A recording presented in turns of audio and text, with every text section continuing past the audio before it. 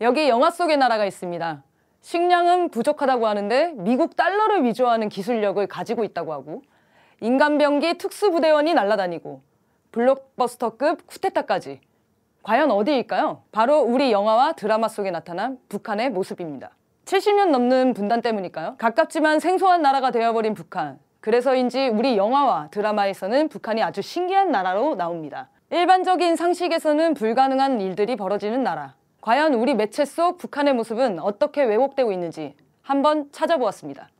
첫 번째, 북한은 가난한 나라다?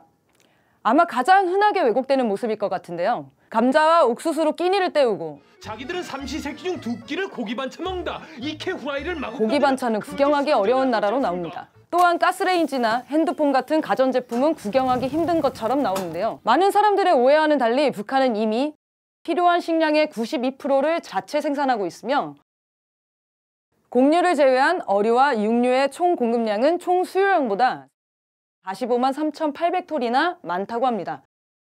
이런 식료품들을 배급받거나 구매하는 것도 자연스럽게 이루어지고 있고요. 또한 북한을 실제 방문한 사람들이 촬영한 영상이나 외국 다큐 속 북한의 모습.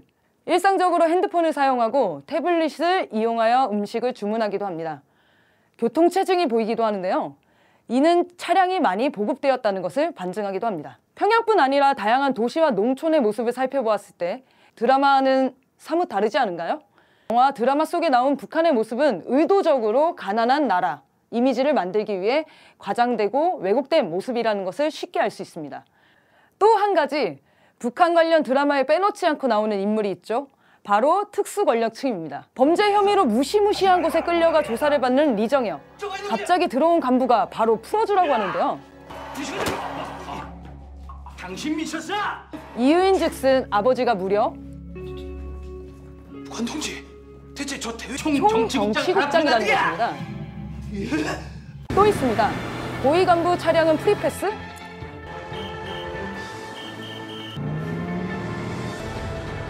도심도로를 고속도로로 만들어버리는 대단한 권력을 보여주기도 하는데요. 드라마만 본다면 북한에서는 고위 간부가 못할 일이 없어 보입니다. 그러면 실제 북한의 권력층은 어떤 사람들일까요? 우선 고위 공직자부터 살펴보겠습니다. 북한의 최고인민회의 대의원은 우리나라 국회의원에 해당합니다. 최고인민회의에서는 5년에 한 번씩 선거를 통해 대의원을 뽑는데요. 이때 각 선거구 선거위원회가 구성한 100명 이상의 선거인 회의에서 공개적인 자격 심사를 통과해야만 공식 후보자로 등록할 수 있다고 합니다.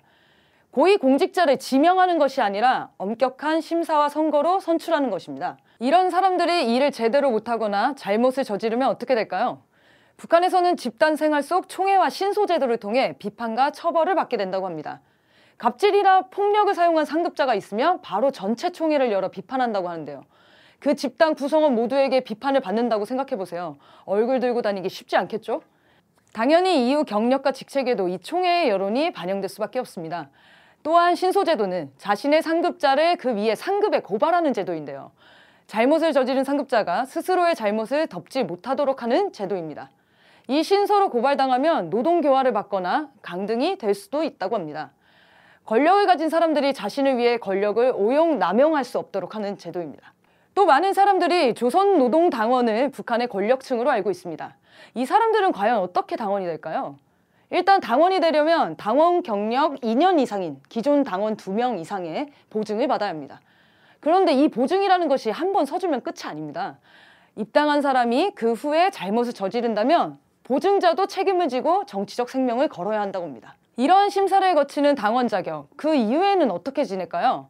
조선노동당 규약에는 당원은 언제나 겸손하고 소박하며 친절하고 예절이 바르며 사리와 공명을 탐내지 말고 청렴결백하며 사회 공중도덕과 질서를 모범적으로 지키며 혁명적 동지애를 높이 발휘해야 한다고 적혀 있다고 합니다. 재난으로 인해 북한 사회가 겪었던 고난의 행군 당시에도 노년층 다음으로 가장 많이 희생된 계층이 바로 당원들이라고 합니다. 당원들이 정말로 권력층이었다면 이렇게 희생이 많았을까요? 우리가 생각하고 있는 모습과 사뭇 다른 것 같습니다. 이외에도 사회적 계급이 높은 사람들이 있는데요. 그 기준이 군 복무 중에 부상을 당해 후유증이나 장애를 겪는 상위군인과 항일운동가 후손이라고 합니다. 이런 사람들이 사회적 대우를 받는 것, 여러분은 어떻게 생각하시나요? 지금까지는 순한 맛이었습니다. 이제부터 나오는 북한의 모습은 정말 상상을 초월합니다. 미국 달러를 마음대로 위조할 수 있는 기술력을 가지고 있는 데다가 미군 차량을 탈취해서 미사일을 발사하며 쿠데타를 일으키는 나라로 나오기도 합니다. 글쎄요, 이런 영화를 보면 북한 동포들 입장에서는 어떨까요? 어리둥절하지 않을까요? 그곳에서도 사람들이 살고 있고 이웃과 어울리며 일상생활을 하고 있는데 말입니다. 지금까지 영화와 드라마 속 북한의 모습을 살펴보았습니다. 사실과 다른 모습으로 상대를 깎아내린다면 여러분들은 어떨 것 같나요? 북한 입장에서는 막말을 듣는 것처럼 기분 나쁘지 않을까요?